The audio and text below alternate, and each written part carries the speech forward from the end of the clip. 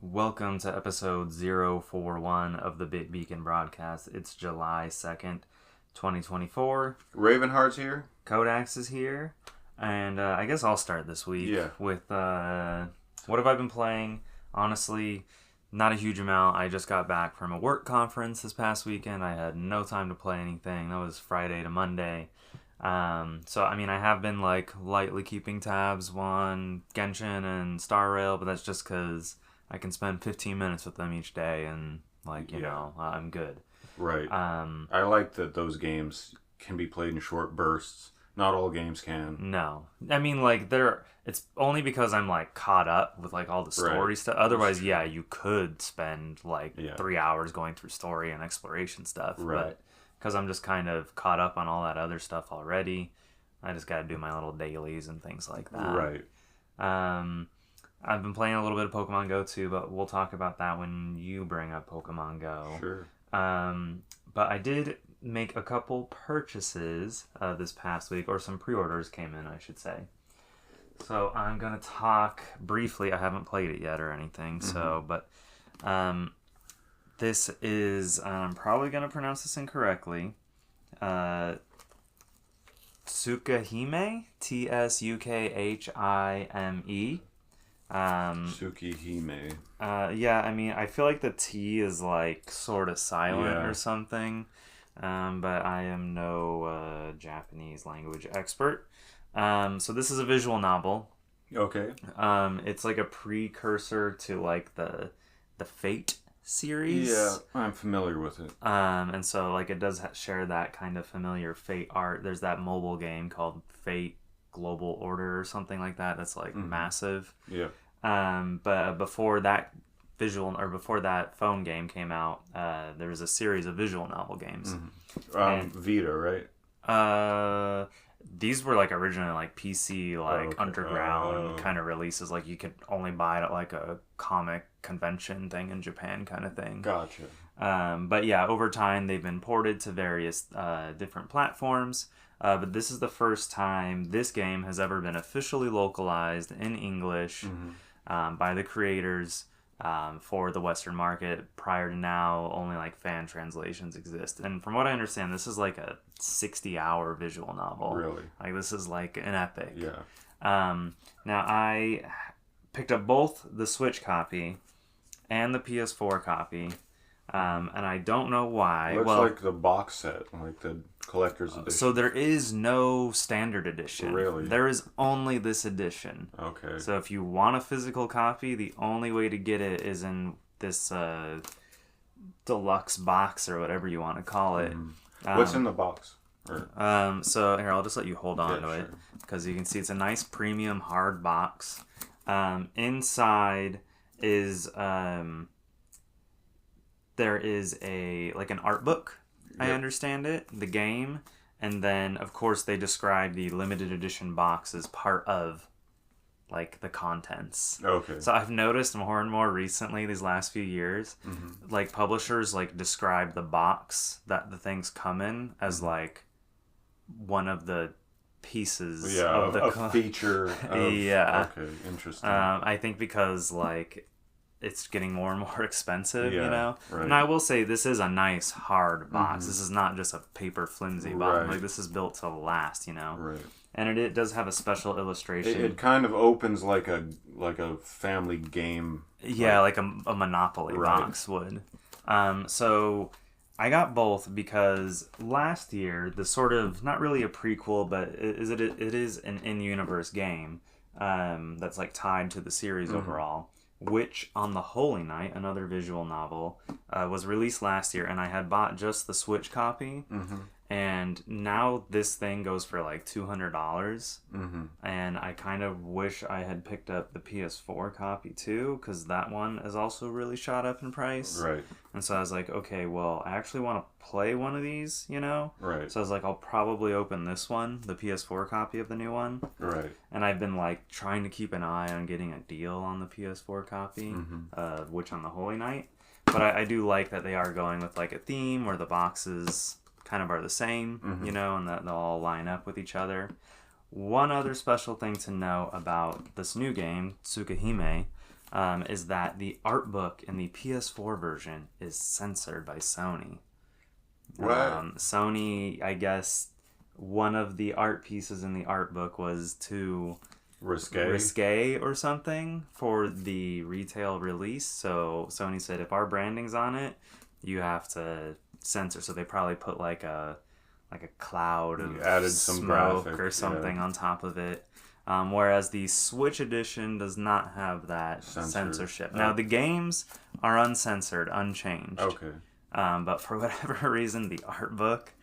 And one other thing I want to note, the box art covers, I don't know if it's censorship or not, but I want you to be the judge of this. Sure. Okay, so look at the most prominent character here. Yeah. Okay. Right.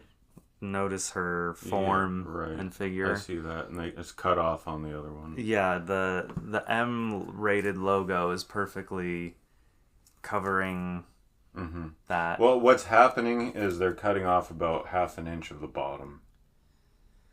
It's across the whole image. Because the PS4 banner across the top of the box does push it down. But if you look, there's like sort of a pointy point here, and then the M. I'm gonna chalk that up to coincidence. Okay, all right. I mean, maybe it is coincidence. I do feel like there's like the slightest amount of you know, Sony being like, oh great, I'm glad that worked out. You know. Yeah. Sure. So Tsukahime, I wasn't originally playing. What the heck happened there? Oh, that's nothing. Okay. So that's a pickup. That's my one pickup recently. Nice.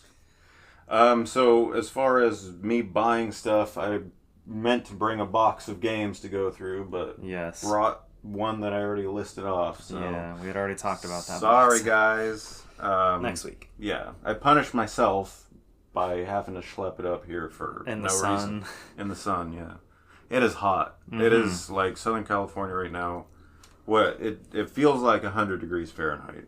You know, I don't want to complain too much because I hear other parts of the country are like having it real bad. You know? Yeah, that's true. So, but yeah, it does feel very warm. So, considering we've had such a mild year. Yeah, it's because it was probably because it was so cold right up till now. Yeah. Like 2 weeks ago, it was like 60 something. Right. Yeah. And now it's like upper 80s, but it feels like 100 something if you're in direct sunlight. Yeah. Anyways, so speaking of being in the sun, I've been playing some Pokemon Go. Okay.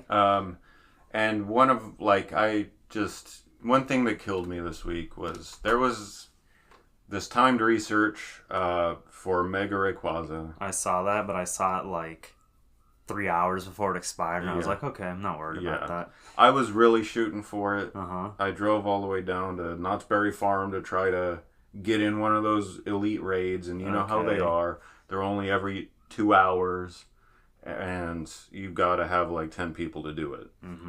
I really tried. Where did you park? Like, I parked over by Claim Jumpers and walked around the perimeter wall. Okay. So yeah, I really tried to get in on a raid. Didn't get one. It didn't happen for me. And then did you just have to do one? Yeah. Yeah, it was just one for the required task. Right. Anyways, yeah, so that like depressed me because I'm really good at completing the timed research and almost always do. And you missed one. And I missed one. Well, I've got some good news on special research front. And this is exclusive to Google Play Google Android device owners. What's that? Right before you got here, actually, if you go to Google Play, you open your Google Play Store, you go to your Play Points profile, and then you go to the Perks tab.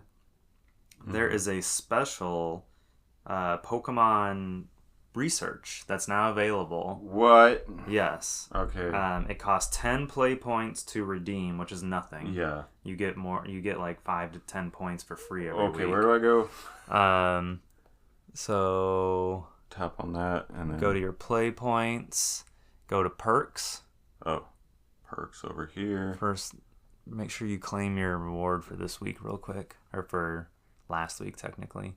Okay. Oh, you just got 18 points. Nice, that's really good. Okay. And so then you're gonna select that. Go back up. This one right here. Oh, okay. So register now. Redeem 10 points. And we're doing this live, people. Yep. Doing it live. Just click the redeem button. I don't need the code. It'll auto populate when you sign in.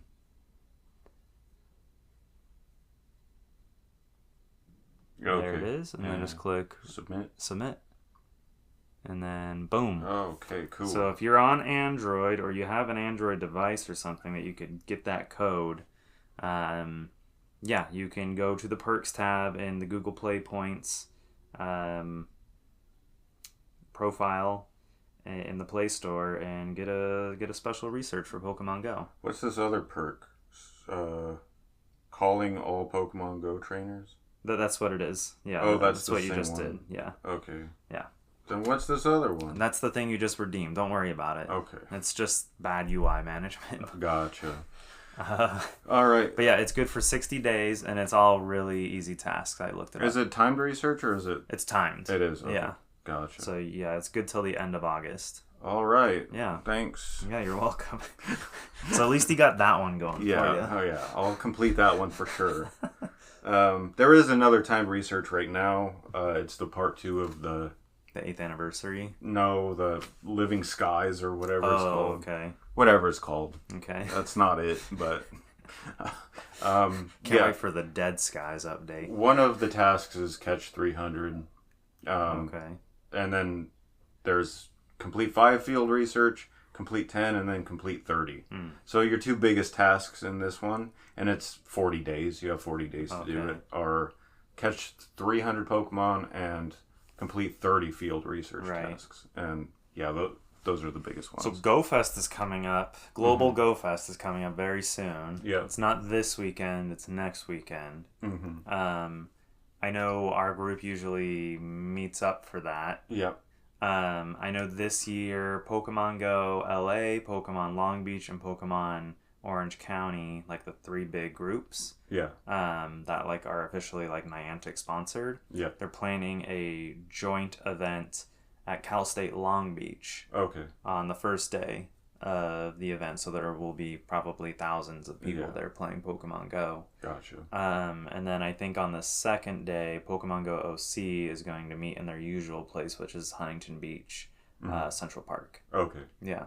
Okay. So I plan to go to both those things. It's almost like you miss out a lot if you don't go somewhere where there's other trainers. Yeah, the last couple of years we've been going to like a local college. Yeah. And there's just been less and less people playing there, I've noticed. Yeah. I think because these official meetups are now kind of a thing. Right. More and more people are showing up there. I don't use Campfire, but I know others do, and they probably also... Yeah, so Pokemon Go OC is on Campfire, and they also have a Discord, and that's kind of where I see them talking about like what the plans are for the events. Gotcha. And there's usually like check-in bonuses too, like free raid passes. I know like if you check in to a Pokemon Go like official community day meetup, you get the $1 research for free. Oh, really? Yeah. Oh, okay. That gives you a code that you can just redeem once you check in, because it checks that you're physically at the location where the meetup is happening. Okay. Yeah. I didn't know about that. Yeah. All right. Yeah. So. Speaking of community days, Tynmo is going to be the next one. That's this month. Yes. That's on the 28th, I think. So, a week or two after Go Fest. Yeah. Yeah. I desperately need that one. Yeah. Same. I have the 2 evolutions. I caught them in Scarlet and Violet. Right.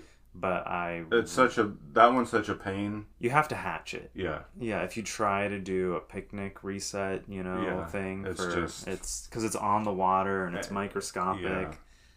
No thanks. Yeah. So I'm looking forward to that. Mm-hmm. So that's Pokemon Go, Minute with Ravenheart and Taylor. And so I've been playing Hades, of course. And I have gotten through Styx now. Okay. And the next boss is Hades. So it's your dad. Oh. So, is that the end of the game? I don't know. Oh, okay.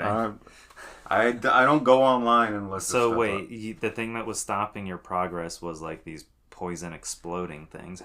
So I discovered, and I didn't see them the first time I was at Styx, but there are in the corners of rooms these little mandrake fountain things that you can run up to and cure your poison. Oh. Now it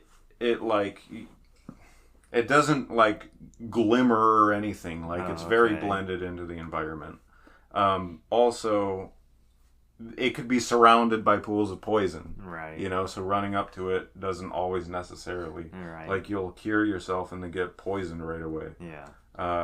But discovering that helped me get through it. And okay. It was the shield was a weapon I actually made it with all the way through Styx. And then I got to Hades,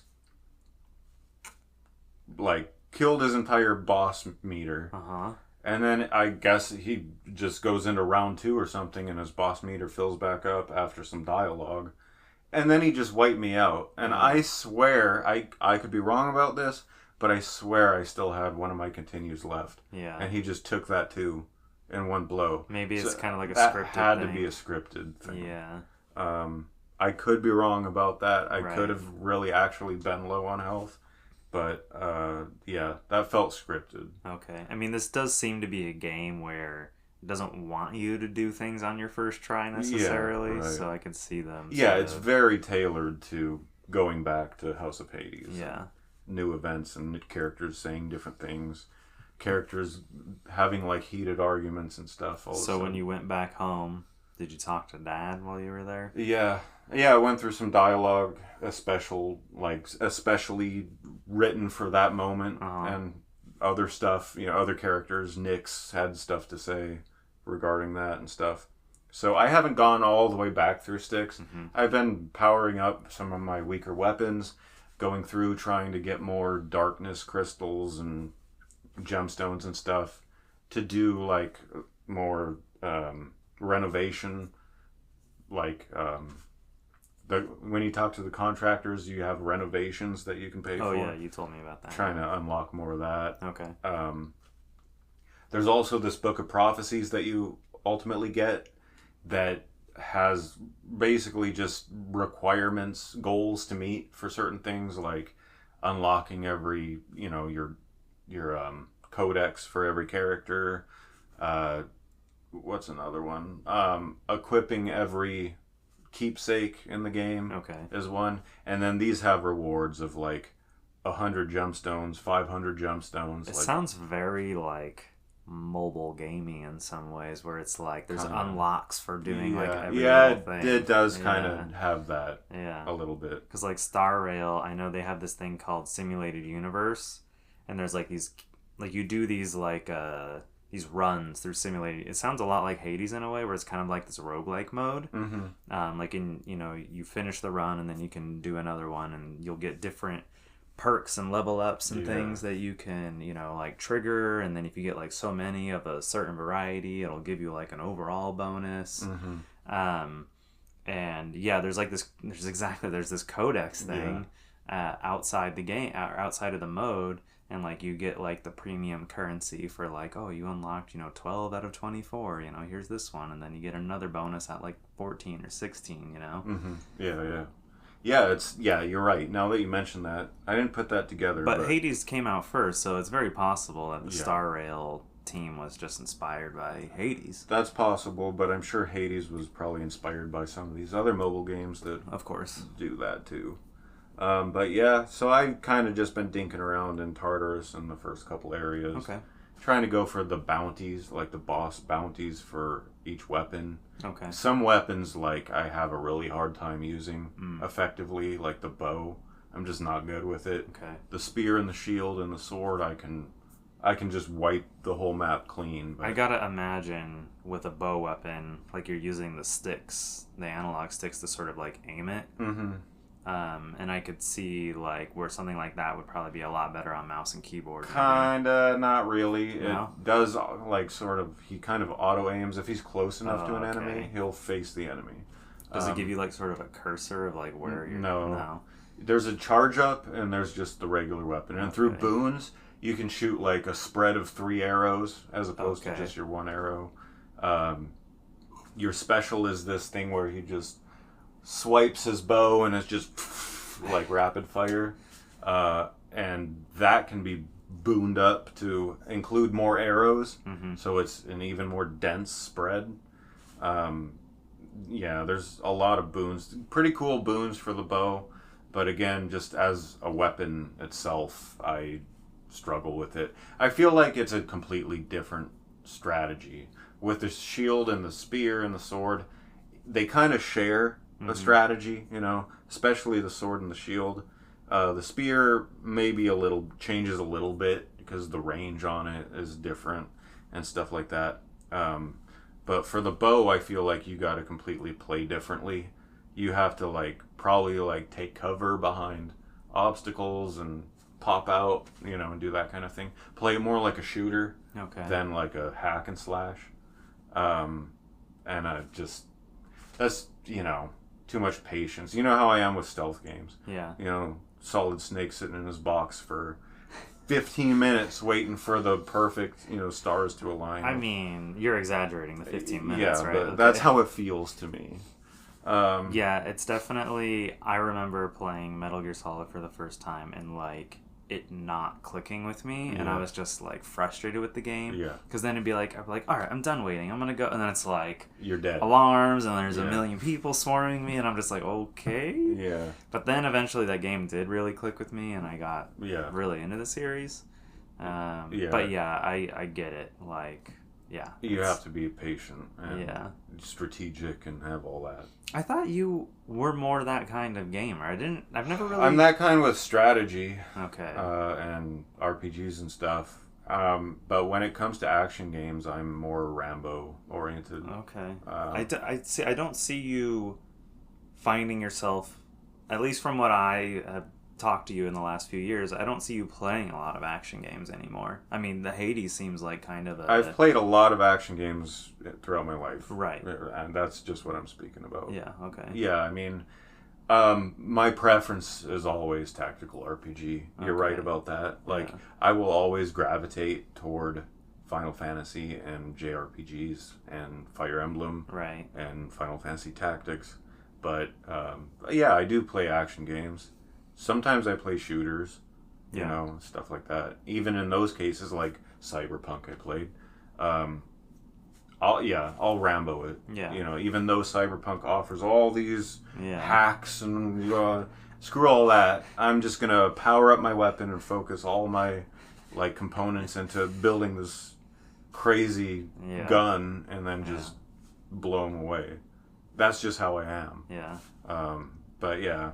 So, I mean, I'm not complaining. Oh, no. I wish I had, the patience to play with the bow and learn it. There's definitely a learning curve with some of these weapons. Yeah. We were talking about that in episode 3. You know, they give you all these weapon choices, and, you know, eventually you find one that, kind of really... Or some that speak more to you than others. Right. And it's you just focus on those, you know? Yeah.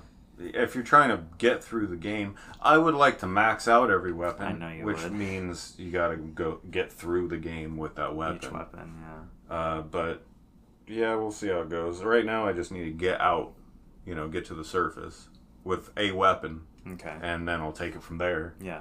But yeah, enjoying Hades still. It's everything else, like I keep saying. It's all the polish that makes that game so special. Yeah. If it was just the core of what it is, okay, And I mean, the collectability and stuff, that's a great factor to draw me in. Yeah. Because you know how I am with that. But it's all the polish that just really is, like, endearing. You really love that stuff. So, as far as... Oh, I already talked about my box. Yeah. Little mistake there. That's it. Okay. What are we doing? So I'm going to Anime Expo this coming weekend. Yeah. I'll be there Thursday through Sunday. Mm-hmm. You know, got a Anime Expo. It's where I spend every 4th of July. Yep. I know. It's the most American, thing anybody could be doing on the 4th of July, in my opinion. Sure. Wow. All right. For whatever reason, they always find a way to include the 4th of July in the series of 4 days. So Anime Expo is not always Thursday through Sunday. Yeah. Some years it'll be Saturday through Tuesday. Some years it'll be Wednesday. No, it's rarely Wednesday. Some years it'll be, Friday, Saturday, Sunday, Monday. Mm-hmm. Just because if 4th of July falls somewhere in there, they will get it, because I think the convention center must give them like a massive discount on that day to rent the convention center. So it's just we had mentioned that before. It's just it's kind of annoying. Yeah. Especially when it's like a Saturday to Tuesday. Yeah. Because like then I got to take 2 days off of work, Right. I don't know. It's not my favorite. Like if I was going to Anime Expo, which I've been in the past, I don't know that I'd go all the days. I would just pick the people that I want to see.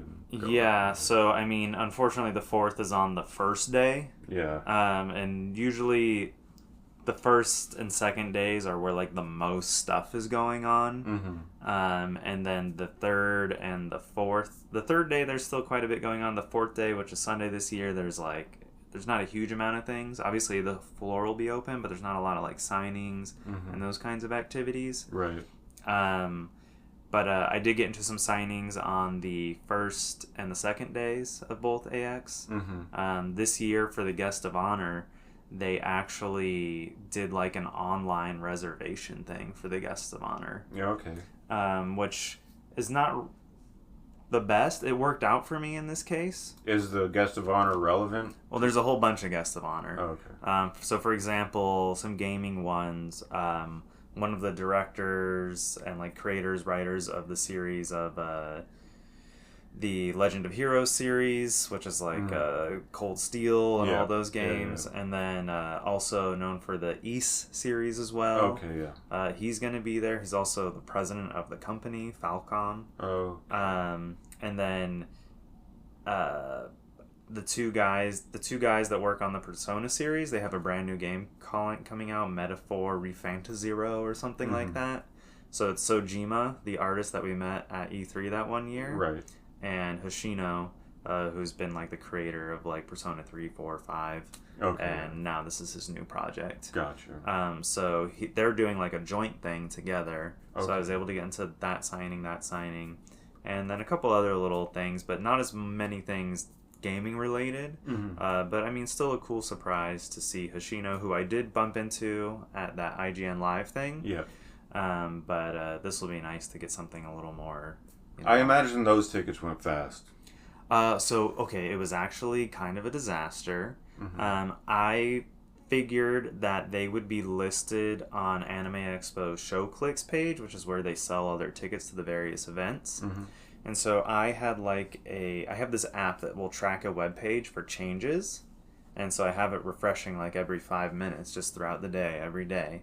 And sure enough, a couple hours before tickets were supposed to go up on sale, the web tracker noticed a little update, and so I opened it up and saw that it was the listing for all the individual tickets. So I clicked on that listing, and I was able to open up web pages for all of them, even though I couldn't get tickets for like another 2 hours. Yeah. But then what happened is like not long after that, maybe 30 minutes later, AX did a thing where if you click on that thing, it puts you in a waiting room. But I already had all the individual links to all the guests of honor. Yeah. So I was able, as soon as the clock struck 3, I immediately was able to register for everything I wanted to register for. Meanwhile, everyone else was being stuck in the waiting room, like slowly getting let in to do it. Yeah. So I was able to get all the guests I wanted to get. Jeez. Meanwhile, I can't imagine a lot of other people were able to get in. Yeah. That sucks. So I'm actually not a fan of this. Yeah. I think it's kind of messed up. Historically, you've been able to wait in line overnight and basically guarantee yourself one guest of honor that you really wanted to meet, you know? Yeah. Right. And, like, that was, like, it was fair because everybody had to tough it out there, you know? Right. And now it's just going to be, like, this random lottery system, effectively. Yeah. I only got lucky this year because I was, like, really on top of it, trying to make sure that I was, like, ready for whenever registration maybe happened. It was only dumb luck that I had all the individual links, you know, and I had sent some of these links to friends like, oh, here's the page, so right at 3 we can register, you know. I had no idea, and they did not announce prior that they would be doing a waiting room thing. Right. Oh, jeez. So yeah, a lot of people were really upset. Their social media was getting like blown up big time. You know. I imagine that would have some backfire. Now I don't think most people know that the people who got guest of honor tickets were people who found themselves in a similar situation to me. Because I had no problem registering for everyone I wanted. Yeah. Gotcha. That means there was no competition, which means they were all stuck. And there was only 75 priority tickets for each of these guests of honor, and then another 50 standby tickets for each of these guests of honor. So, jeez. Really. And I think the waiting room, at the height of it, it said there was like 10,000 people in like the queue or whatever. Jeez. Yeah. Wow. And that's the other thing why I like as much as I don't want to have to sit in line all night, but like you have less competition because there's not that many people willing to do that. But when you just put it online, it's so easy for everyone to just try to get a ticket. You know? Yeah. So if they end up, doing things differently next year, the bar of entry is different. Yeah, like for me, I go to AX for the guests. Right. Like I'm not there to go spend thousands of dollars on crap on the show floor. Yeah. I'm there for the guests to get signatures on my games. And the game studios and publishers don't really have much of a presence on the show floor anymore. You'd be wrong now. It's pretty impressive. Like Bandai Namco goes really hard. Atlas and Sega go really hard. Really? Square Enix. It might be WonderCon. I'm confused. Oh yeah, WonderCon is like nothing now. There's like almost no gaming presence anymore. That's what I'm thinking of. Yeah, WonderCon used to have a gaming presence, but not so much anymore. Basically, every Japanese like game publisher is at Anime Expo. Yeah, right. Yeah, and typically in a big way, Square Enix has a very small presence this year, so nothing to get excited about, no guests or anything. But historically, they brought like Sakaguchi, a bunch of Final Fantasy people. They brought Yuji Horii of Dragon Quest fame. Wow. Sometimes they bring it, sometimes they don't. Yeah, the Danganronpa creator. That was with NIS America typically in the past, but Spike Chunsoft also goes to AX now, and last year they brought him back again. Gotcha. For the first time in a while. Cool. But yeah, that's Anime Expo. Yeah, I'm not doing anything other than you know better than I do what I'm doing. So I'm often planning our things. Go ahead and I gotta sneeze. Okay. So yeah, I will be attending that get together for the community day, for sure, and then Pokemon Go Fest. I will be there. So those are the two things I have coming up. Not a whole lot. But my Seraphim Weekly update for the week, I've been continuing with what I was working on. All right. Which was combing through the folder, the project folder, and the whole directory. I have made it through all the textures, which is basically just all image files for the game. A lot of different versions. Anytime, at one point, at different points throughout Seraphim's history, I obsessed more than at other points. With like any modification or iteration on any Photoshop document would get like a save as you know, in a different, like, version. Right, you wanted to keep the original, the first version, the V1, the V2, the V3. Yeah, exactly. Even for, like, the most minute. Yeah, just changing some, like, making a shadow darker or something like that. We'll get, like, its own version. So I have been combing through that. Textures are done, finally. Textures took the longest.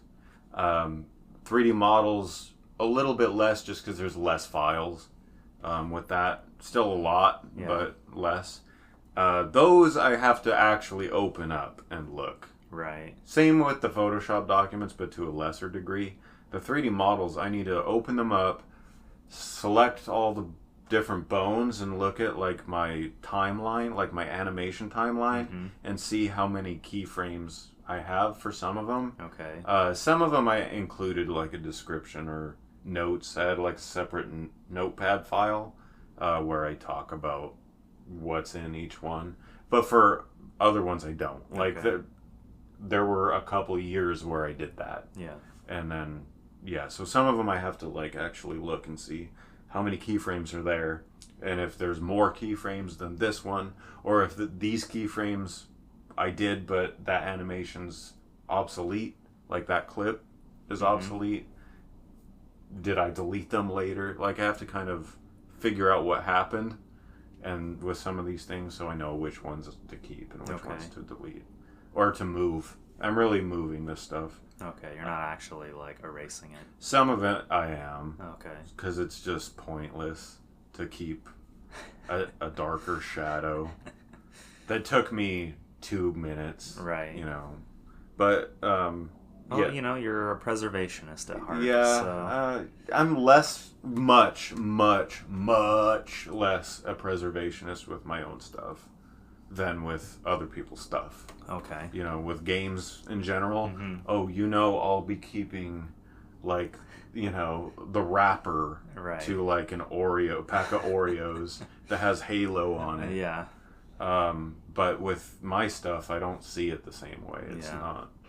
Well, if Seraphim was on an Oreo wrapper, you'd probably keep... Yeah, I definitely... Like, a released product, Right. Sure. But not like just my own files, miscellaneous files that no one will ever see. Right. And stuff that I just don't like. If it was Sakaguchi's files, like I see that differently. Right. You get what I'm saying? Yeah, you'd want that shadow. Yeah, right. What was he thinking? I want all the versions of this one texture. Yeah. But my stuff, like, I don't think I'll ever see it in the same light, you know, that way. That's something I've thought about. That's for someone else to see in that light. Yeah, basically. Yeah. But, and then I, you know, from there I ponder, like, well, does he feel that same way about his own stuff? Well, we know how he feels about digital games being forever. Before we get on some tangent, well, you get what I'm saying. Like, not just Sakaguchi, forget that, like, anyone, you know.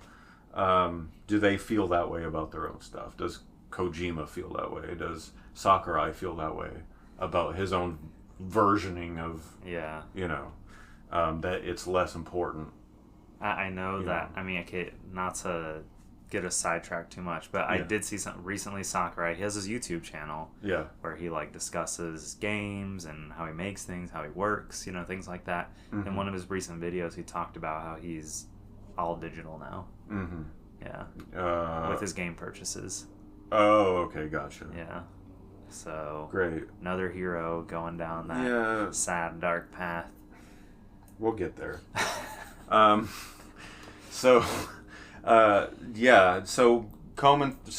Getting back to what I'm doing. Photoshop, like, so texture folder is pretty much done. I'm moving away from that. I've cleaned it up.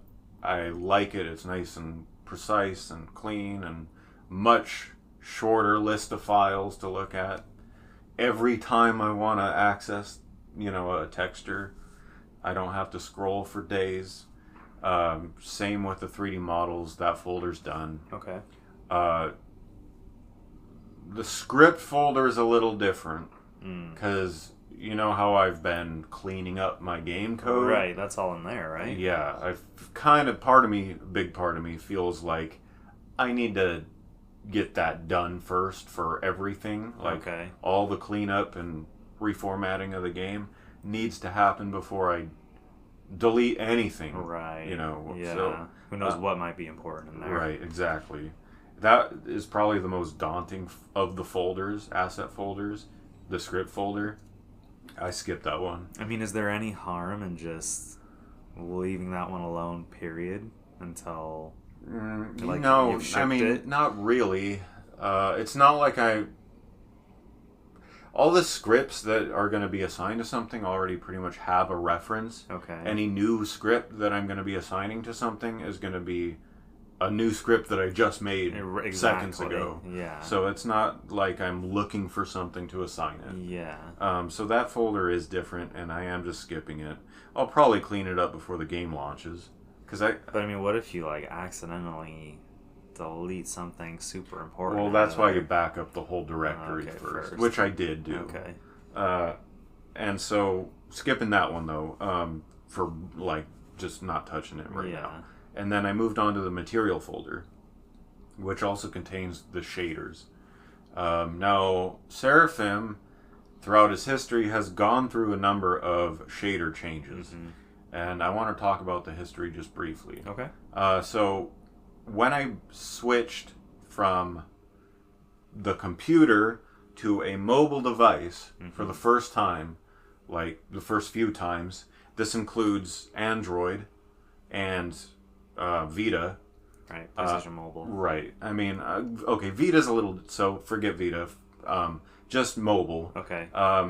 The transparent particle shaders that I was using got, like, lost. Like, the graphics...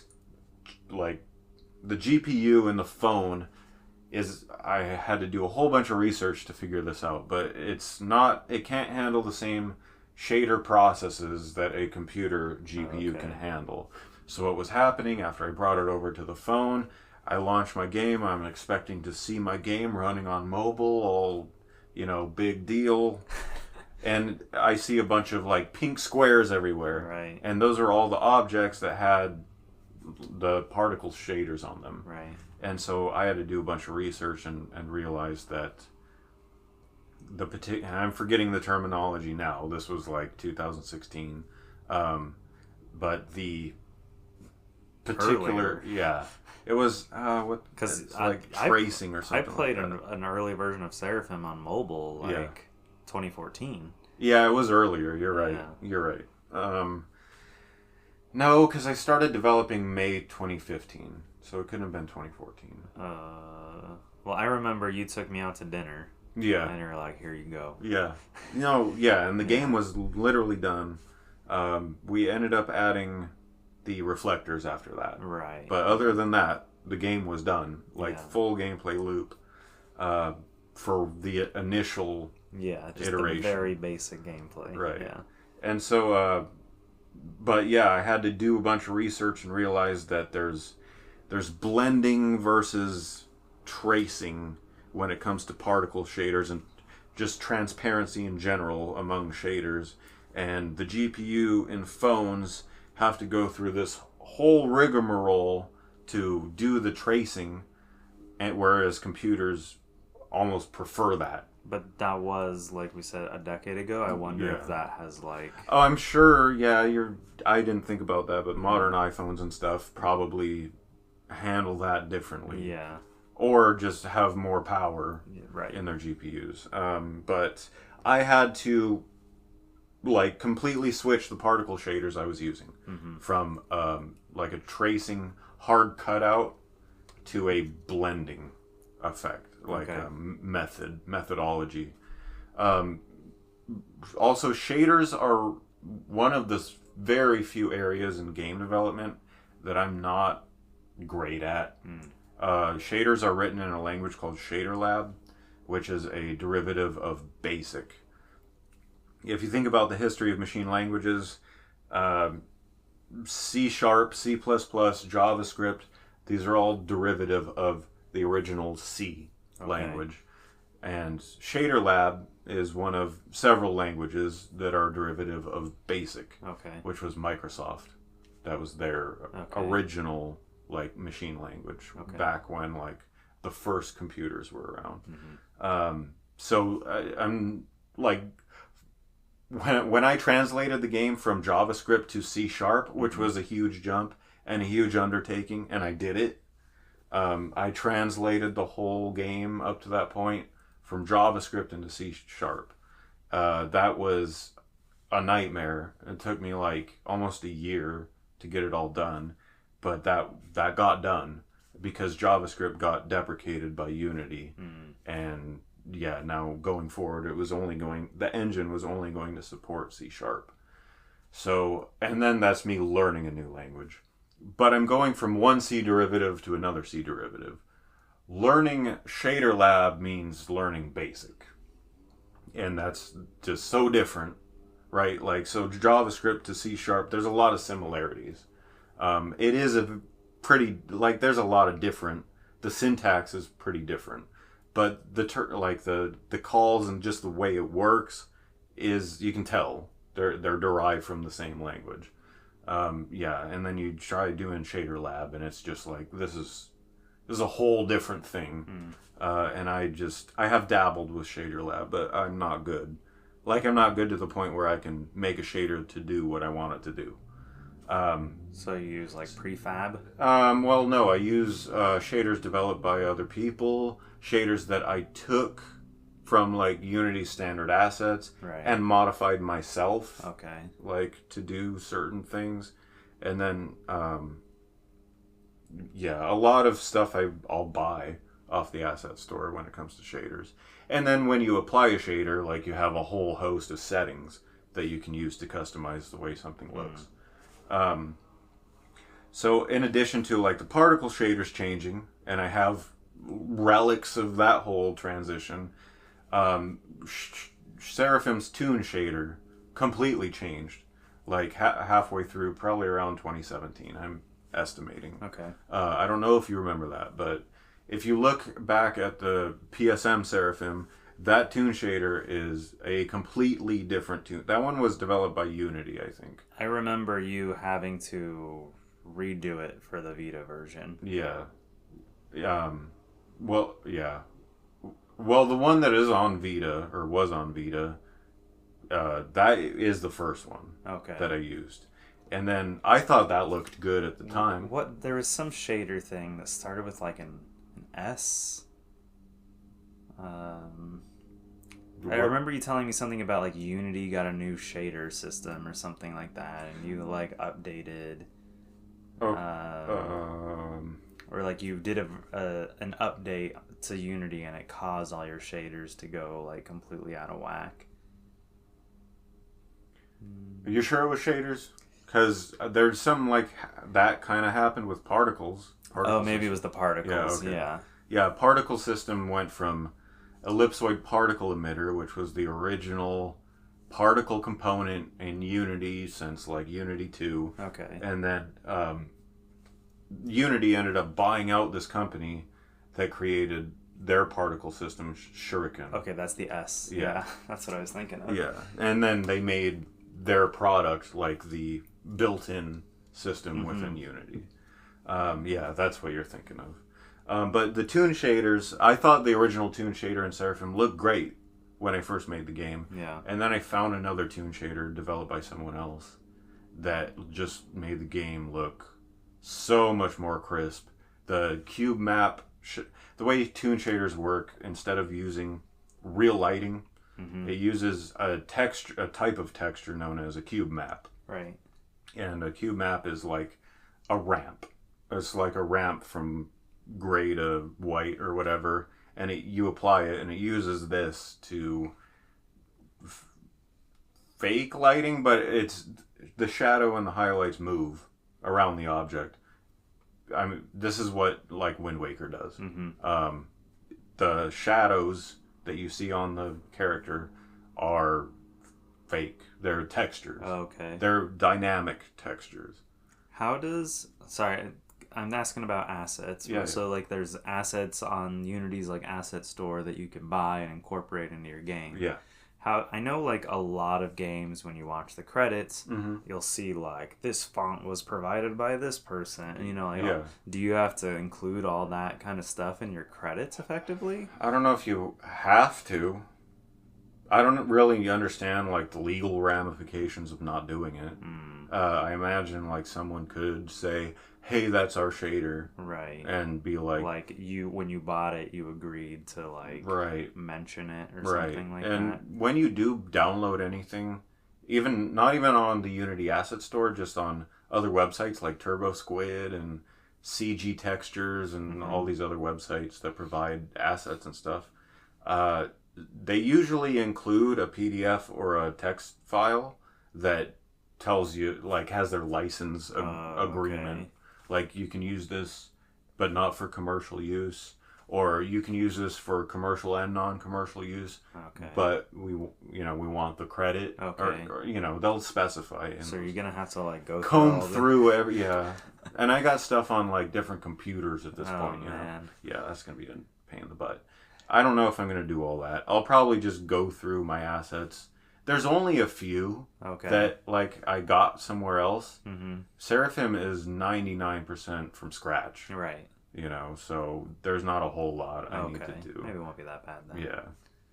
Yeah. But yeah, so the Toon shader that got applied was this other one, and that's a repeating pattern that I constantly see.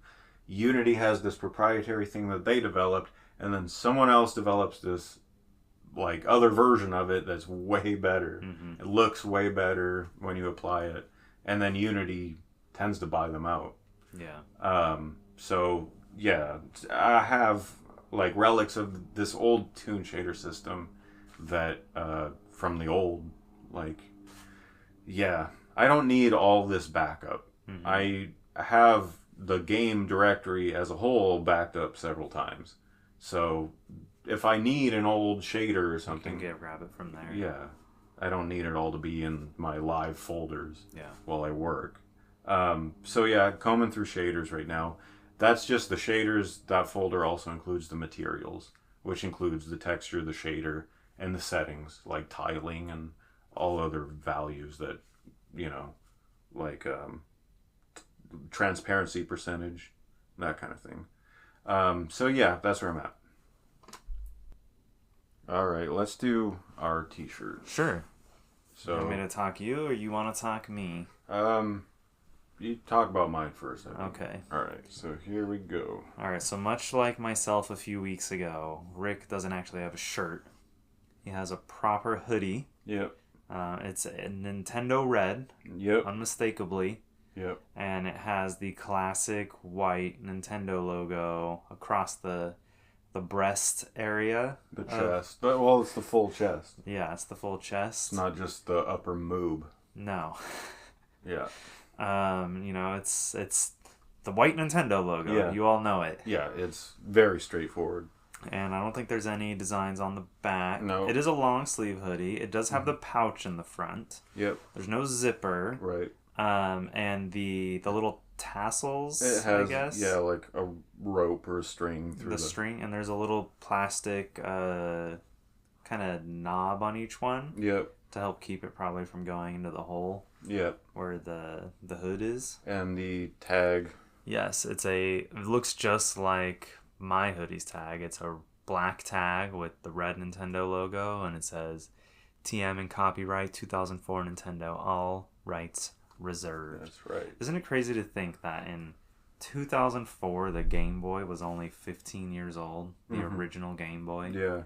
And now we're more than 15 years past. We were freshmen in high school. Yeah. Whoa. Yeah. Whoa. Yeah. Well, yeah, we were ending freshman year. Yeah. Yeah, 2004. No, that was 2005. No, 2003. You sure? Okay, you're right. Yeah, we graduated junior high in 2003, or at least I did. Yeah. No, you're right. Were you in junior high and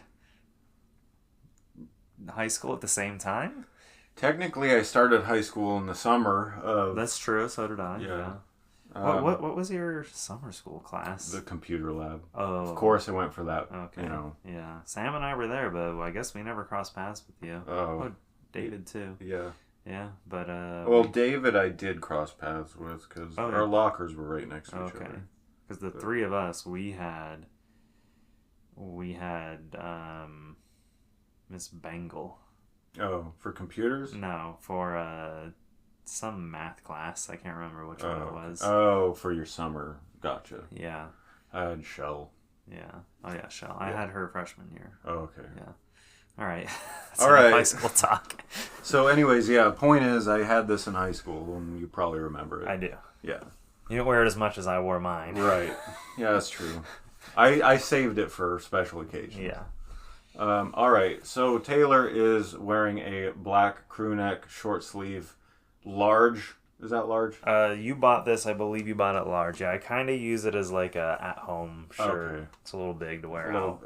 They probably were out of medium. That's fine. So it has the entire cast of the first Danganronpa game. Yes. And first and last name. Let's go. Recite them all of them. I know. If anyone can do it, it's you. Yeah. You're good at that. Makoto Naegi, yeah, that's... Oh, dude, this doesn't take too long. Kyoko Kirigiri. Yeah, Kirigiri. Hiro... All right, we lost. Yeah, okay. Dang it, it's gonna... Yoshihiro Hagakure. Yeah, you were wearing him the other day on your own shirt. And then Junko Enoshima. Mm-hmm. Mondo, I don't remember his last name. Awa Asahina. Yeah, that's right. Asahina. Leon, don't remember his last name. Toko. It starts with an Fukawa. F. Yeah. Nah, dude. It's like a Sayaka. Yeah, that sounds right. I can't remember her family name though. That's Monokuma, obviously. Yeah. The Junko Enoshima, of course. Yeah. Yeah, I said that one already. Well, so did I. The fat guy, the otaku guy. Yeah. I can't remember his name. Is escaping me. Oh, Chihiro. Oh yeah, Chihiro. Yep. I can't remember. That's Sakura. Yep. And the moral compass guy. I can't remember his name. Anyways, so it's got a splash of like pink, hot pink. Blood. The blood, yeah. Is the color of the blood in Danganronpa, which was a whole cool thing. Yeah. From my understanding, to keep the age rating down, because Japan is like weird about like red blood. Well, so is China. Yeah. So like they just stopped. It ended up working for them, not doing red blood, because the pink blood is just so awesome. Yeah, you know? it adds to like the style and feel of Danganronpa. Like there's no pink blood. It's like why even bother? Yeah. And then they made the blood red in the anime in Danganronpa 3, and that just made me so mad. Yeah, I don't know how that happened. Yeah. Someone got something wrong. Yeah, they just went live with it. So, good shirt. I remember I got you that. That's part of the Hot Topic collection. That's right. Of Danganronpa shirts. All right. We shirted it up. Time for the news. Okay, so this first story is about the Xbox 360. Yes. Which released more than 18 years ago on November 22nd, 2005. Wow. Now, only 4 years after the original Xbox. If you were born, you're an adult today. If you were born in 2005, you'd be 19. Yeah. So what was crazy about this is that it was only 4 years after the original Xbox came out, which made that original console's life cycle pretty short in that regard. Now, I believe Xbox games continued to release for a couple years, and they were, of course, backwards compatible with the Xbox 360. Right. So this, in 2005, the Xbox 360 comes out. It would be a full year later. Real quick, do you remember when the PS3 came out? Was that? Yeah, I'm getting to that right now. Oh, okay, yeah. A full year before Sony's PS3 and Nintendo Wii would join in November of 2006. That's right. They had a huge, they already had an install base. Yeah. By the time Sony and Nintendo showed it. Now, we know how this went for Nintendo. Yeah. the Wii blew up massively and became a global phenomenon, and the PlayStation 3 had the opposite effect. I remember the Target that you guys were camped out at, and Ben and I worked at the store next door. Yes. And they had 2 separate lines for each of those. One for PS3. And the Wii line was like around the corner, and the PlayStation line was like 11 people. Yeah. And part of that is also because the PlayStation 3 was like $700. $599 US dollars. That's so crazy. Don't forget. Yeah. Whereas the Wii was, I think, $299. Yeah. So you could get 2 Wiis for the price of one PS3. Right. Now, I mean, there are merits to both consoles. And I ended up getting a PS3 later down the line, and I love my PS3. Same. It, like, brought me back into, like, I don't want to call it, like, hard, like, mainstream console gaming, I guess. Yeah, right. Because back then, I was really big, just PC and Nintendo. Yeah. Like, I had left PlayStation and Xbox, kind of like, they just didn't interest me anymore. Right, yeah. But that's besides the point. Microsoft announced in August of 2023 that the Xbox 360 digital storefront would be closing.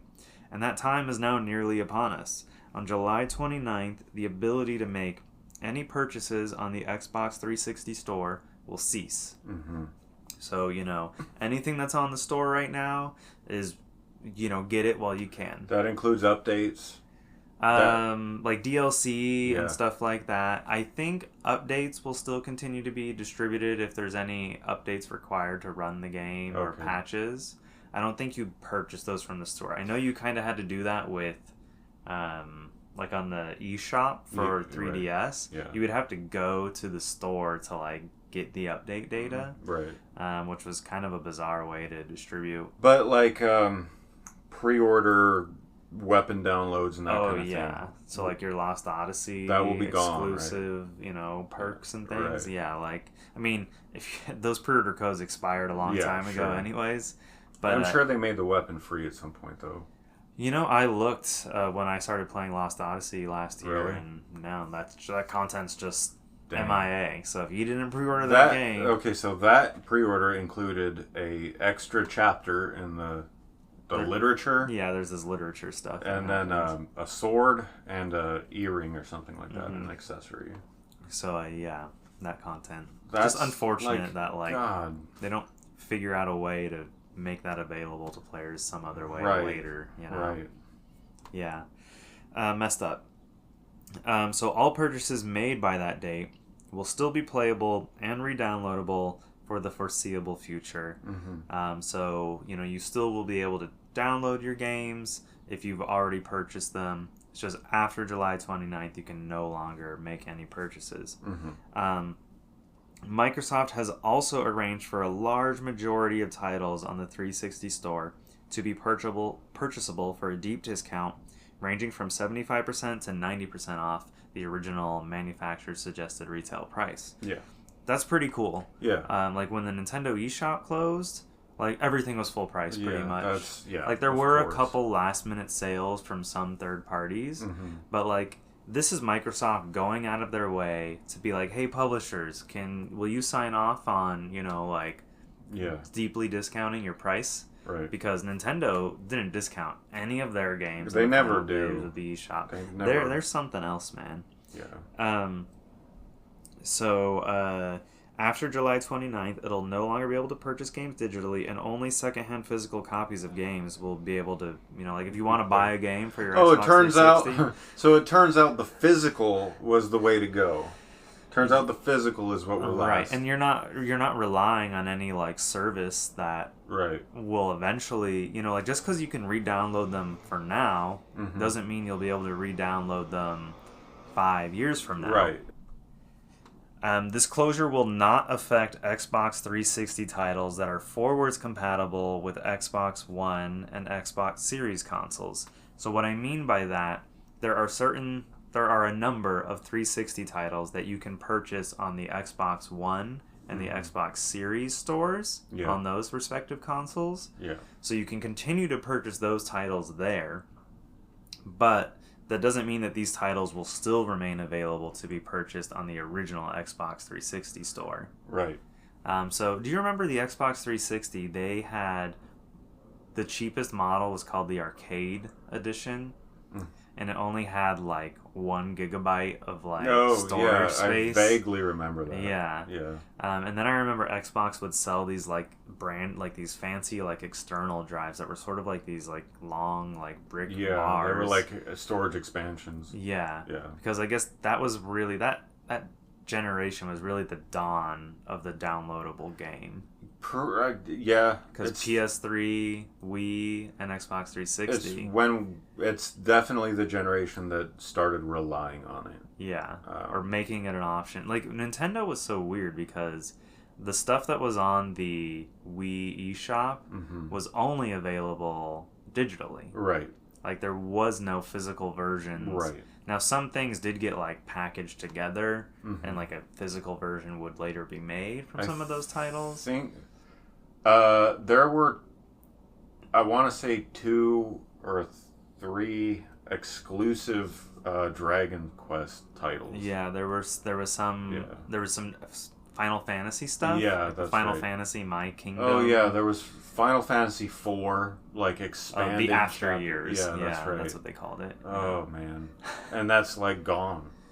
Yeah, I don't believe that content's been included in any of the other ports since thereafter. Yeah, it's unbelievable. I mean, there were preservation efforts done to back up all of that. Some of that stuff.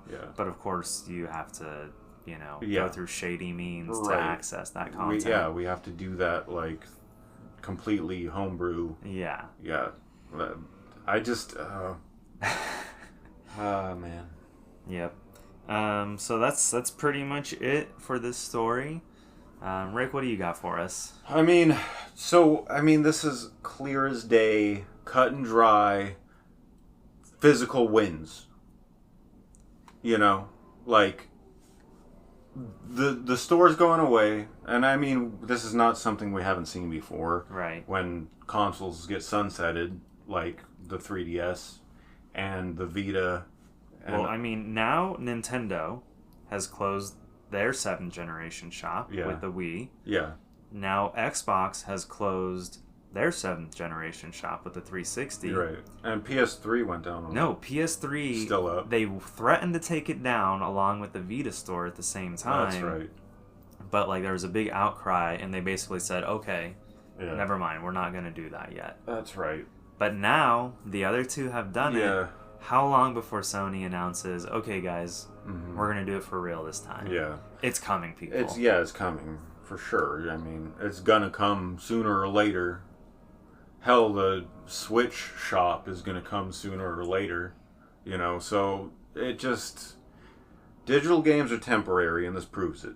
Yeah. And physical games win, because, with this, your Xbox 360 will still continue to play physical games only, and forever. Yeah. And until you get the Ring of Death or whatever. And now, we are experiencing a problem with physical games, though. Yeah. Is that a lot of physical games now come incomplete on cartridge and on disc. Yeah. You're required to download a massive, day one 60 update. gigs. I mean, in some cases, you're literally just buying an install disc that doesn't even have the game on it. Has a launcher on it. Yeah. To a link. Basically. And then sometimes you just have they just have the games. If you don't install the update, you're gonna have a glitchy, unfinished mess. Almost. Right. Now I know. Yeah, the game was basically unpolished when they launched it. There's a group of people online. It's like Nintendo Revised or something like that. They specifically go out of their way to play games unpatched. On Nintendo Switch to see if they can make it through the whole game. Oh. Or not, Is there some game-breaking bug that requires the update? That's good information to have. And they track whether a game is playable with an update, and they also track the various revisions of the cartridges and track which revision is updated to what version of the game and things like that. Okay. Yeah. That's really good information to have. Yeah. So, like, you might have a version... Like, I know I bought a launch day copy of Animal Crossing. Right. That's totally unpatched, you know? And in some ways, that's cool that you have, like, the unpatched, rawest version of the game, you know? Right. But then you might also want the latest revision cartridge, which you don't really have a way to tell that it is or isn't. Yeah, right. Because it has all the post-release content baked into that one cartridge, no update required. Right, and also it doesn't indicate a version number or anything on the sleeve. Nope. So you literally have to open it up, look at the cartridge. Right. So your best bet is to find used copies and use the spreadsheet that this group has made to basically look at the revision number on the back of the cartridge and know, okay, this one's updated to version 3.0 or whatever. Yeah, right. Which is crazy that we even have to deal with that. Yeah. I mean, if you do think about it, PS1 games and what have you, Sega Saturn games, went through a similar thing. Like, they did release, you know... Yeah, we've talked about revisions before. Right. Even going back to the NES. Right. Oh, yeah. But no matter what, those games were all still playable. Yeah. I think very few occurrences were games, like, just not finishable. It would have to have been something that didn't get caught. Like, that would be like a recall situation. Yeah, right. You know? But, yeah, this is, like... And then we have, like, Sakaguchi and Kojima. Sakurai. I don't think Kojima said much about... You're right. Sakurai. Saying things like, you know, this is... What did Sakaguchi say? Like, this is the... Oh, yeah, he's... I mean, I could pull it up from last week. He said something like, this is the longevity option, you know, digital. We want our game to last. That's why we're making it digital. So this is exactly what he said. He said, the strength of a digital title is that it can continue existing without deteriorating. What? I mean, I guess they don't deteriorate in the traditional sense, but like, they become unavailable. That's the problem. This is them, like disappearing. So, what do you mean? Yeah. Yeah. And then you know, Sakurai, we know that he has now gone all digital. Kojima, I would actually expect that he is an all physical kind of guy. Yeah. Because he's constantly posting pictures of like books he buys, Blu-rays that he's picking up, things like that. Yeah. Now, I don't know how much of a gamer he is anymore. Yeah. You know? Right. But because I don't really see him posting pictures of like games ever. Yeah. But I know he's really into film. And yeah, he's always I picked up this copy, you know, the 4K Blu-ray of this, you know. So we know he's into film based on his games. Right. Yeah, since way back, you know. Yeah. But yeah, so maybe Kojima's got, you know, some brownie points there for us. Yeah, I mean, hopefully we're right about that. But yeah. All right, sad day when it comes in the battle for you know physical preservation. I mean, this is a battle we will lose. Oh yeah, yeah. We're powerless beyond buying games physically that we want to have while we can. Supporting physical, that's all we can do. To help make it last as long as possible. Right. So we're going to talk about our next and final story. And on June 20th, Noland Arbaugh, the first human to receive the Neuralink brain-computer interface implant, went on the Joe Rogan Experience to discuss his life after it was implanted in January. And so what Neuralink is a company that Elon Musk founded, I'm pretty sure, in 2016. And since then, they have been working on this device called Neuralink that gets implanted into, basically they take out a chunk of skull around the size of a quarter, but a little bit thicker. And in that space is where the Neuralink unit sits.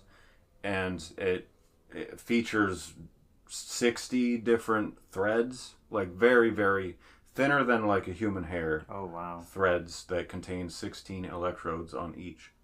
So these threads get like distributed like they go to different parts brain? Of the brain, yeah. Okay. And so what happens is when you intend to like move your hand or you're going to type your name on a keyboard, your brain sends neurons to your hands, which then go back to the brain. And that has to happen before your hand moves. When I start thinking about that stuff too much, it'll like kind of... Get tingly? No, I get freaked out, you know? Oh. Like, why is my hand moving? Right.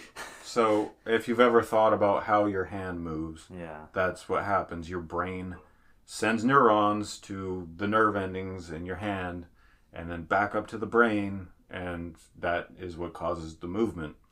And so, the Neuralink device is able to receive those neurons and sort of convert them and compile them into packets that get sent via a Bluetooth-like connection to your computer.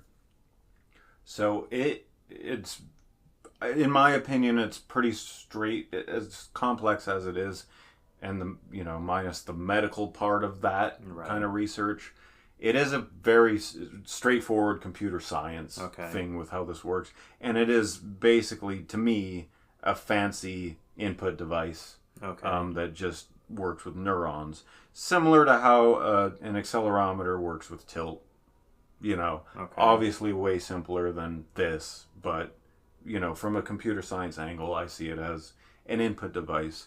And so his brain is turned into like a controller for his computer. Yeah, he is able to imagine things, like the cursor moving, like as if you would intend to move the cursor, and the neurons just get compiled and sent. Wow.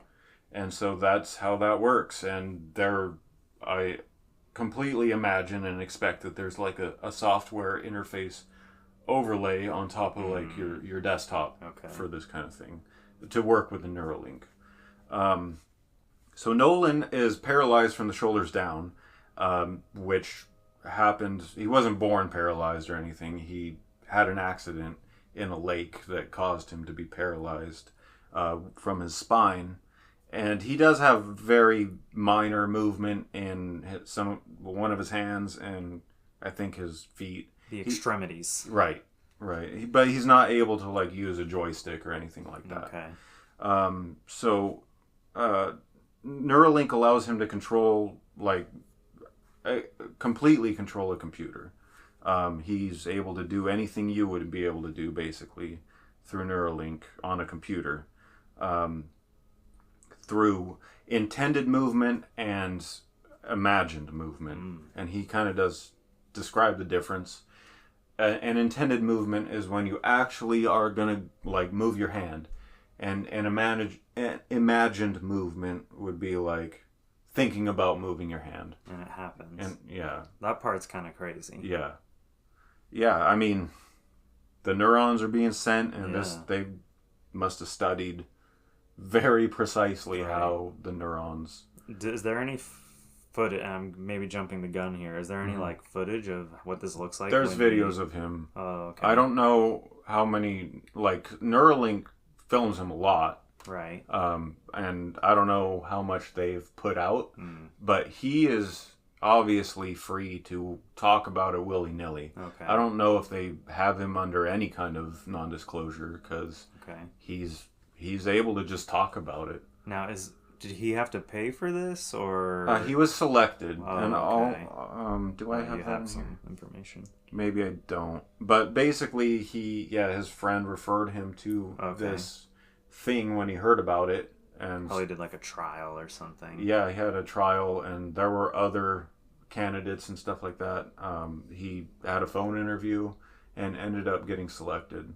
And so because he's like the first patient in this program, he works directly with Neuralink throughout the day, like, on a regular basis. Almost like an employee.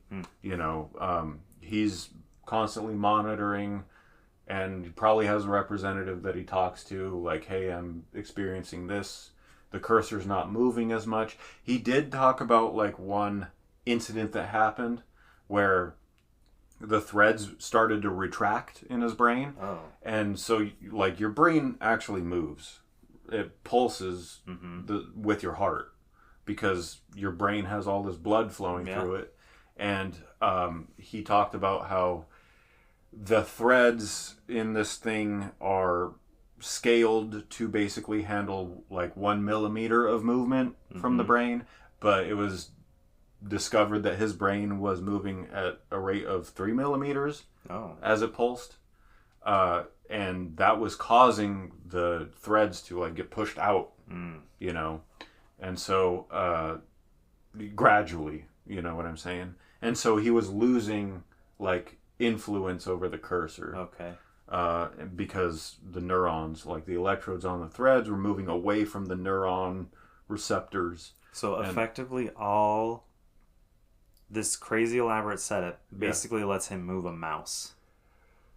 Not just move a mouse, but like type. He can think of really? Yeah. He can. So he was discussing like a thing that they're working on, and this is already working, but he's able to like think of the sign language. I didn't really fully understand all of it, but he's able to think of the sign language, like letters, and type that letter.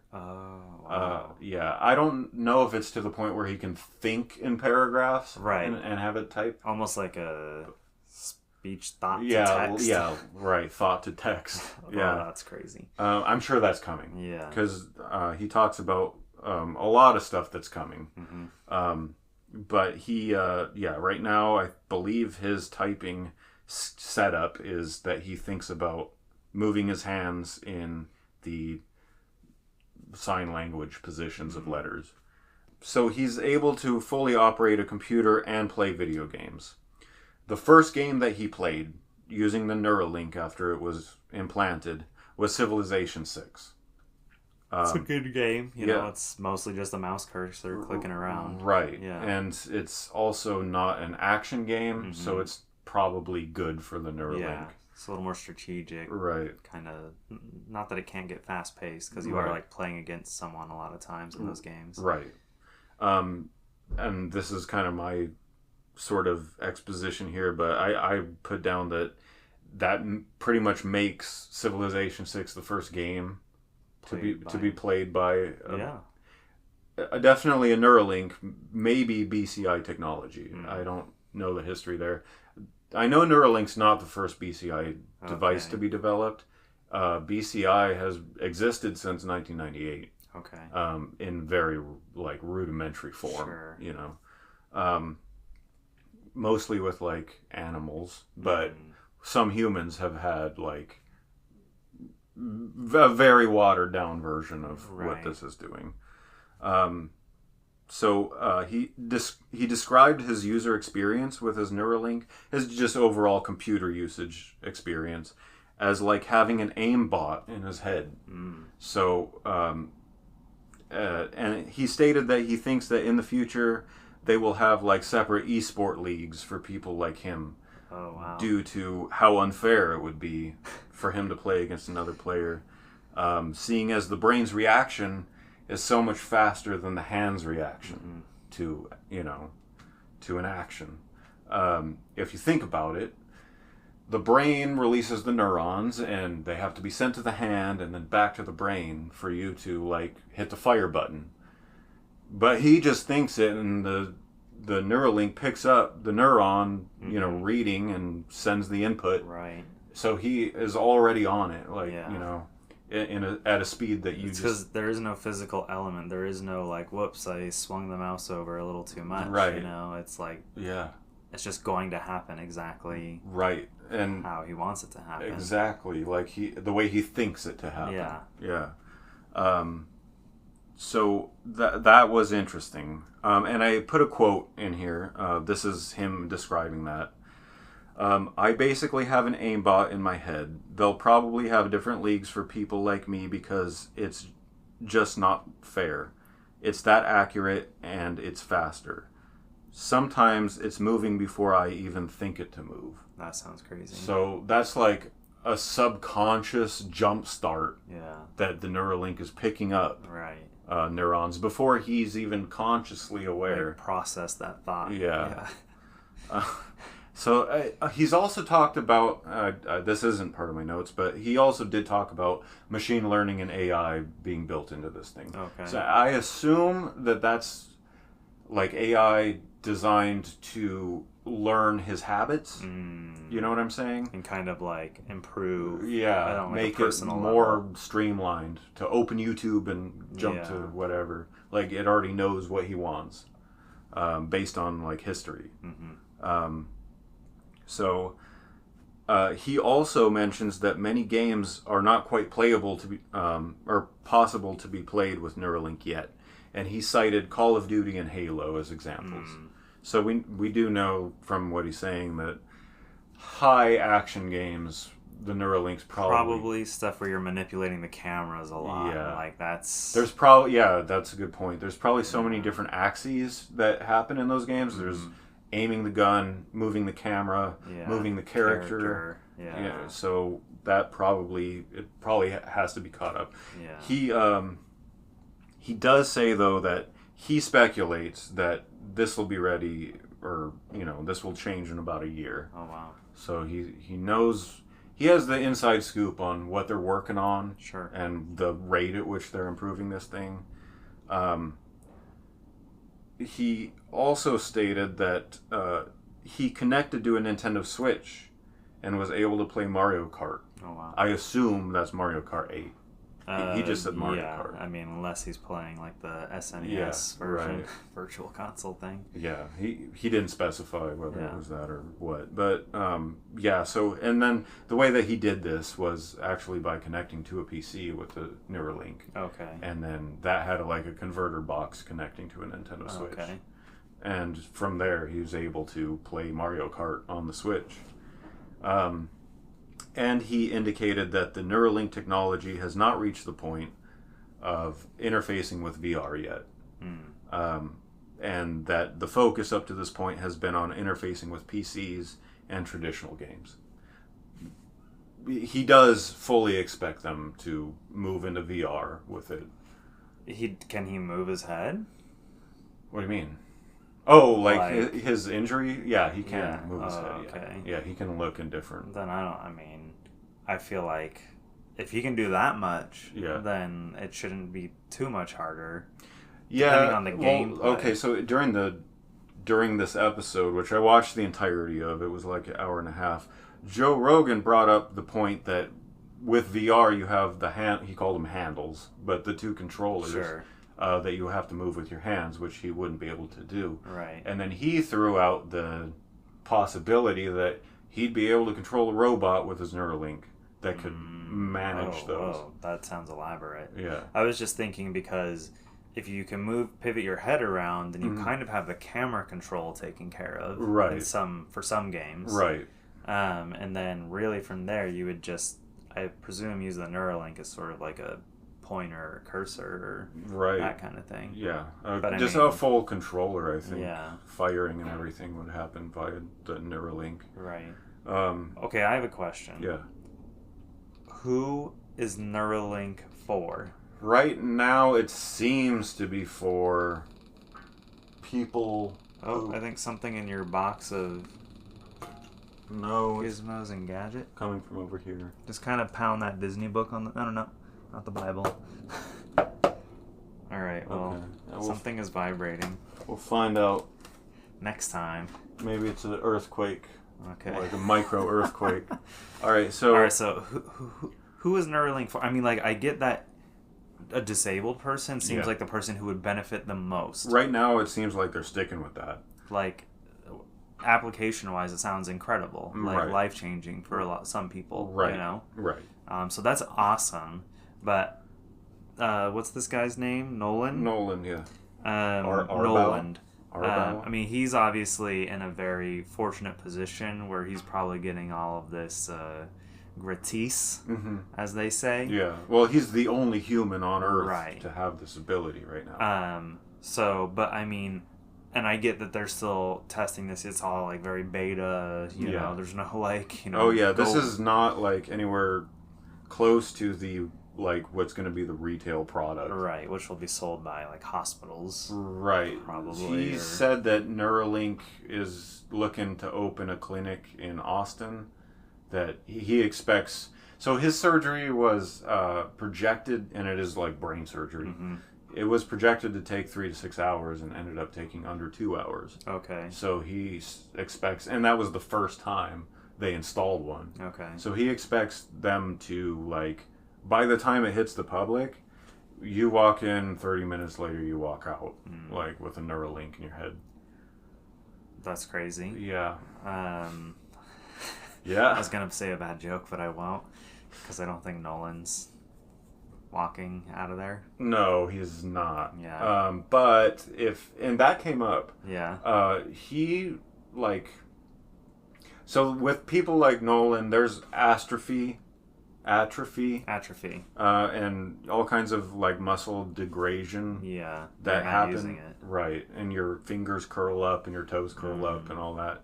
He suspects that, like, in order for, like, because you could think, like, a mobile suit controlled by Neuralink could cause a person like him to just get up and walk again. Yeah. Like, straight up walk away. And but he thinks that with all that atrophy and stuff, it would kind of be preventative from using something like assisted walking. Yeah. And then Joe Rogan threw out the possibility of steroids fixing that. Okay. So they were discussing, like, possibilities and stuff. And I do completely see, like, a mobile suit for, disabled people. Right. But, like, most disabled people, I gotta imagine, are not people with a lot of money. Mm-hmm. They're probably on some kind of government assistance. Right. So it's like, how does someone... Yeah, I mean, there's gonna have to be, like, charities or something that, like, fund this. When this does first come out in a consumer capacity, I do, and everybody does, expect it to be expensive. Yeah, but I mean, not saying it shouldn't. That was also true about smartphones. Yeah. And everything else. When it first came out, it was super expensive, and then now you can get a smartphone for $150. So I suspect it'll probably go in that way too. Okay. We're still probably talking 15 to 20 years out. Okay. It's by the time it comes public, like, in a big way. Yeah. It's gonna probably be about that long. That's based on something he said. Okay. So.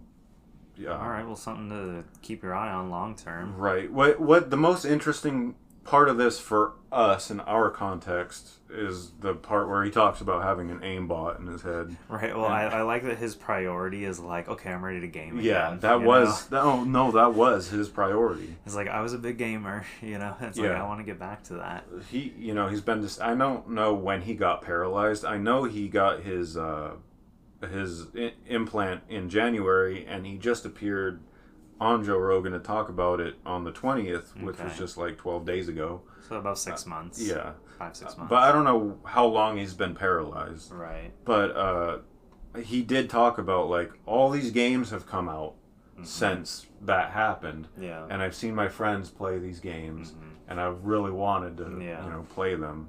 So, yeah, that was his priority. I would imagine, like, platforming games would be something fairly accessible on something like Neuralink. Anything side scroll, run and gun, probably. Yeah, tactical, like, Fire Emblem kind of stuff would be pretty. Yeah, I mean, that would be, like, the difference between, like, okay, I could either be miserable for the rest of my life, or at least, find something to. And he talked about that too, kind of being a factor in his decision to go forward with this. Like, just the fact that he. It's this or be completely paralyzed. Yeah. Like, I have a shot at, freedom of some kind. Yeah. So, and it worked out for him. Like, he took the gamble and reaped the reward. So, and transmission.